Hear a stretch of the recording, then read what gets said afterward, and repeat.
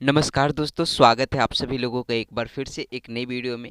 और आज की इस वीडियो में हम लोग झारखंड बोर्ड क्लास 10th के लिए इंग्लिश का कुछ महत्वपूर्ण क्वेश्चंस देखने वाले हैं, short and long type answer type का। ठीक है, तो चलिए फटाफट से वीडियो को शुरू कर लेते हैं। और इससे पहले आप लोगों को इसी तरह की एक और वीडियो अपलोड किया गया है, साथ में आप लोगों का character sketch, letter writing, paragraph, इन सभी का वीडियो भी पहले चैनल पर अपलोड कर दिया गया है।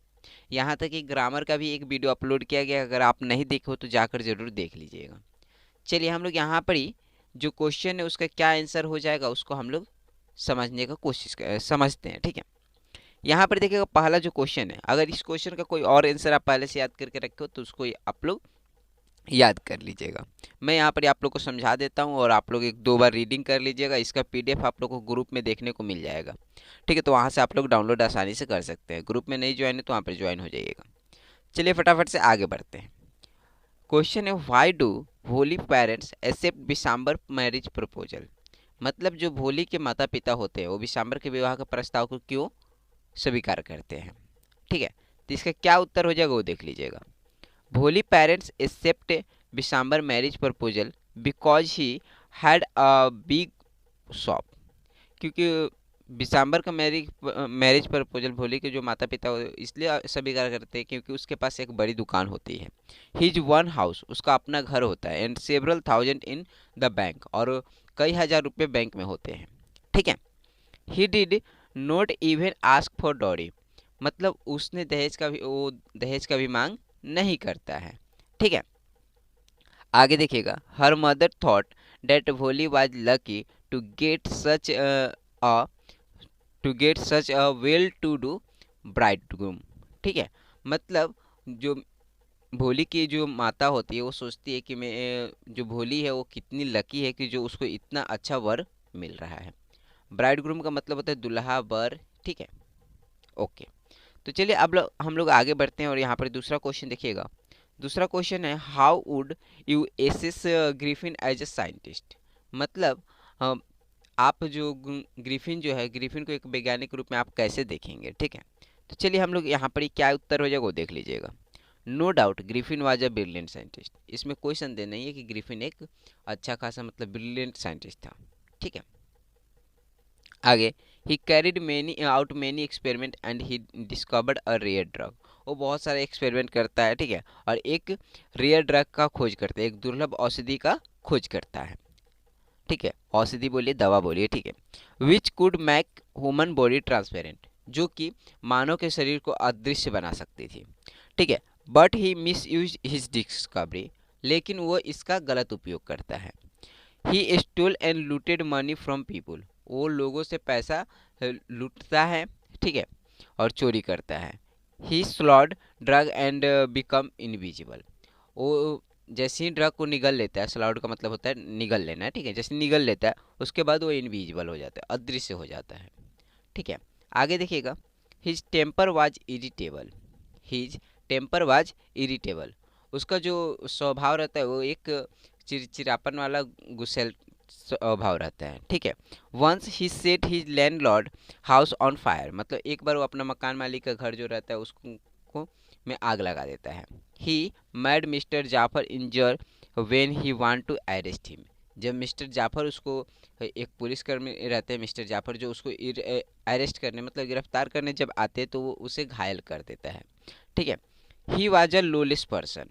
ठीक है, वो मतलब एक लॉलेस, कानून तोड़ने वाला व्यक्ति रहता है, lawless person. Thus we did not see Griffin as a true scientist, इसलिए हम ग्रिफिन को एक सच्चा वैज्ञानिक नहीं मान सकते या एक सच्चा वैज्ञानिक के रूप में नहीं देख सकते हैं। ठीक है, आगे बढ़ते हैं। अगला क्वेश्चन देखिएगा, यहाँ पर 3 नंबर क्वेश्चन देखिएगा। What was Valli strongest desire, what did he see do to fulfil it. मतलब वली का सबसे बड़ा इच्छा क्या होता है और वो इसे पूरा करने के लिए क्या करती है। ठीक है, तो चलिए इसका क्या उत्तर हो जाएगा वो देख लीजिएगा। Valli was an 8 years old girl who was clever, sensitive, self respecting and fun loving. मतलब वली जो होती है एक 8 साल की चतुर, संवेदनशील, स्वाभिमानी और मस्ती प्रेमी लड़की थी। ठीक है, हर favourite pass time was standing in the front doorway of her house and looking at the street outside. मतलब उसका जो पसंदीदा शौक जो था वो अपने घर के दरवाजे पर खड़े होकर बाहर की सड़कों को देखना। Because she had no playmates of her age, क्योंकि उसके पास उसकी उम्र का कोई साथी उसके पास नहीं थे खेलने के लिए, ठीक है, या साथी नहीं थे, प्लेमेट्स को हो जाता है साथी, ठीक है। She saved 60 paises for her first bus journey, वो अपनी इच्छा के लिए मतलब एक एक रुपया जोड़कर, एक एक पैसा जोड़कर 60 पैसा बचाती है, ठीक है।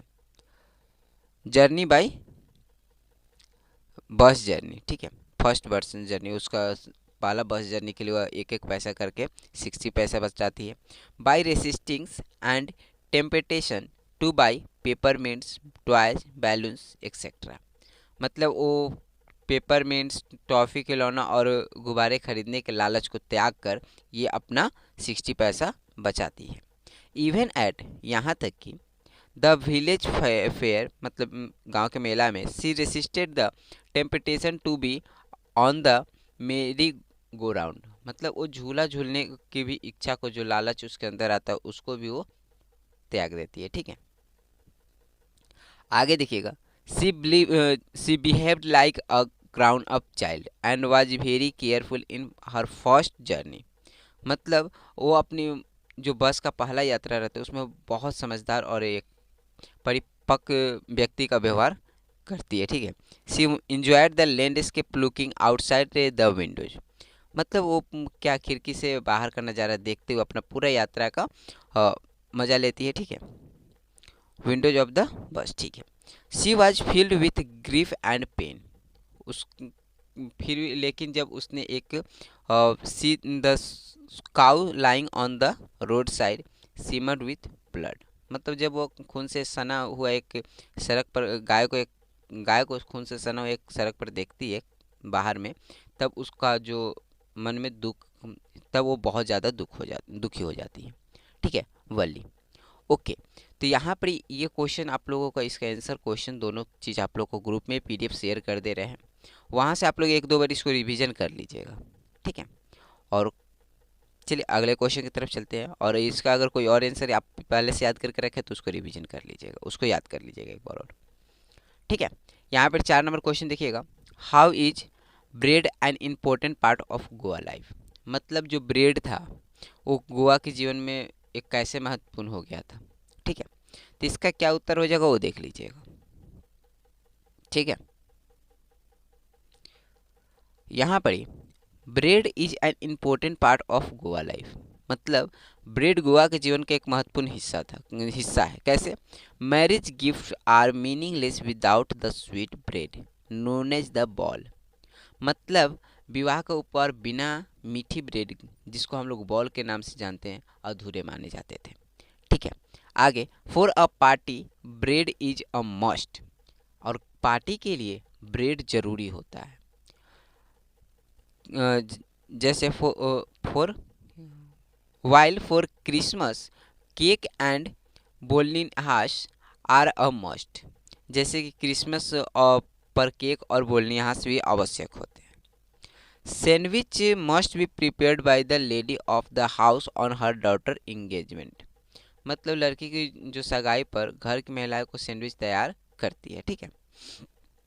The author says that everybody loves the fragrance of loaves, मतलब सभी लोग ब्रेड को बहुत ज़्यादा पसंद करते हैं, ठीक है। लेखक कहते हैं कि हर कोई ताज़ी ब्रेड की खुशबू पसंद करता है, ठीक है। The elders were given loaves and the childrens were given bread bangles, ठीक है, मतलब यहाँ पर ही क्या होता है कि बुजुर्गों को ब्रेड दी जाती है और बच्चों को ब्रेड बैंगल्स दिए जाते हैं, मिलते हैं, उनको दिए जाते हैं, ठीक है। आगे, which they longed for, also the fact that bakery is a profitable profession, so that the love of bread is enormous in Goa, मतलब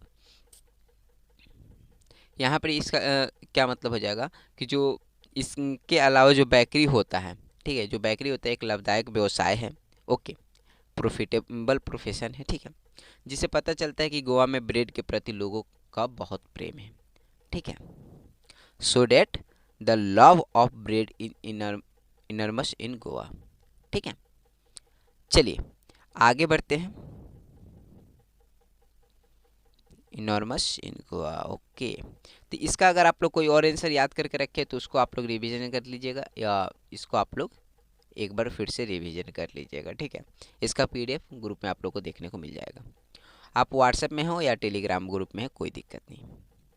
चलिए यहाँ पर ही देखिए 5 नंबर क्वेश्चन है, why does the poet want to turn and live with animal. मतलब कि जो जो आदमी रहता है, ठीक है दोस्तों, यहाँ पर 5 नंबर क्वेश्चन देखिएगा, why does the poet want to turn and live with animal. कभी जानवरों के साथ रहने की इच्छा क्यों करता है। इसका क्या उत्तर हो जाएगा वो देख लीजिएगा। The animal are placid and self content, ठीक है। The animal are placid and self content, मतलब कभी कहते हैं कि जानवरों के साथ रहना इच्छा चाहता है क्योंकि वे शांत और आत्मनिर्भर होते हैं। Placid and self content.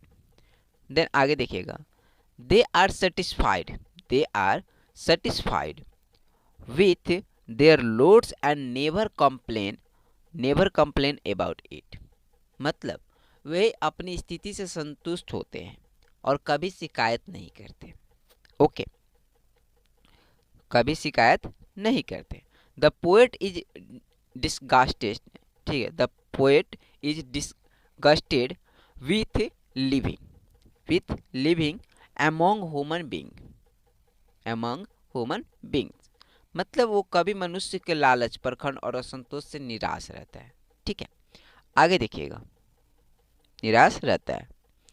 Because he likes them,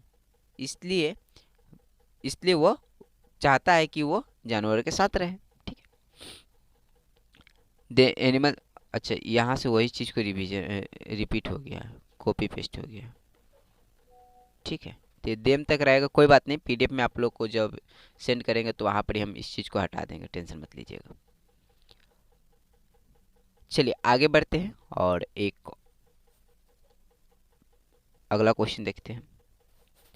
यहाँ पर 6 नंबर क्वेश्चन है। यहाँ पर 6 नंबर क्वेश्चन देखिएगा, how does the tiger terrify the villagers. मतलब how does the tiger terrify the villagers, मतलब बाघ जो है गांव वालों को कैसे डराता है। तो इसका क्या उत्तर हो जाएगा वो देख लीजिएगा।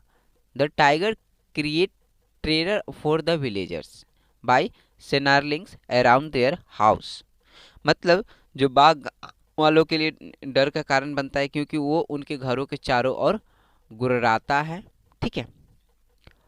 As they are situated near the jungle, जो जंगल के पास वाले घर रहते हैं उनके चारों ओर गुर्राता है, ठीक है। आगे देखिएगा, he he frightens them by showing his white fangs and claws, ठीक है, वाइट फैंग्स एंड क्लॉज, ठीक है। इसका मतलब क्या हो जाता है, वो अपनी नुकीली दांतें और पंजे दिखाकर उन्हें डराता है, ठीक है। ये आपका उत्तर हो जाएगा। और इस वीडियो में आप लोग को 6 क्वेश्चन दिए हैं कि जो आप लोग को काफ़ी ज़्यादा इंपॉर्टेंट क्वेश्चन है, इन सभी को आप लोग कर लीजिएगा। साथ में इसका पीडीएफ भी आप लोग को देखने को मिल जाएगा, जहाँ से आप लोग जाकर रिवीजन भी कर सकते हैं। थैंक यू, जय हिंद, जय भारत, और आपके आज के परीक्षा के लिए बहुत बहुत शुभकामनाएं। Thank you.